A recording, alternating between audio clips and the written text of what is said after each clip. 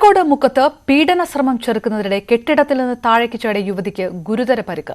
ഇന്നലെ രാത്രി 11:30യോടെയാണ് സംഭവം. സ്വകാര്യ ലോഡ്ജിലെ ജീവനക്കാരിയായ യുവതിക്കാണ് പരിക്കേറ്റത്. സംഭവത്തിൽ ലോഡ്ജ് ഉടമ അടക്കമുള്ളവർക്കായി തെരച്ചിൽ തുടരുകയാണ്. കഴിഞ്ഞ ദിവസം രാത്രി 11:30യോടെയാണ് സംഭവം. അടുത്തിടെ മാമ്പറ്റയിൽ തുടങ്ങിയ ലോഡ്ജിലെ ജീവനക്കാരിക്ക് നേരെയാണ് അതിക്രമം. 3 മാസമായി ഇവർ ലോഡ്ജിൽ ജോലിക്ക് കയറിയിട്ട്. ഇന്നലെ രാത്രി ഫോണിൽ ഗെയിം കളിച്ചുകൊണ്ടിരിക്കെ 3 പേരെത്തി പീഡിപ്പിക്കാൻ ശ്രമിച്ചുവെന്നും ഈ സമയം പ്രാണരക്ഷാർത്ഥം ഓടി കെട്ടിടത്തിൽ നിന്ന് താഴേക്ക് ചാടിയെന്നുമാണ് യുവതിയുടെ മൊഴി. വീഴ്ചയിൽ ഗുരുതരമായി പരിക്കേറ്റ യുവതി കോഴിക്കോട് മെഡിക്കൽ കോളേജ് ആശുപത്രിയിൽ തീവ്രപരിചരണ വിഭാഗത്തിലാണ്. ലോഡ്ജ് ഉടമയും 2 ജീവനക്കാരുമാണ് പീഡിപ്പിക്കാൻ ശ്രമിച്ചതെന്നാണ് മൊഴി.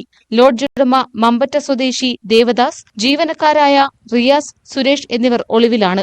മറ്റ് 2 യുവതികൾ കൂടി ലോഡ്ജിൽ ജോലി ചെയ്യുന്നുണ്ട്. സംഭവ ദിവസം ഇവർ അവധിയായിരുന്നു.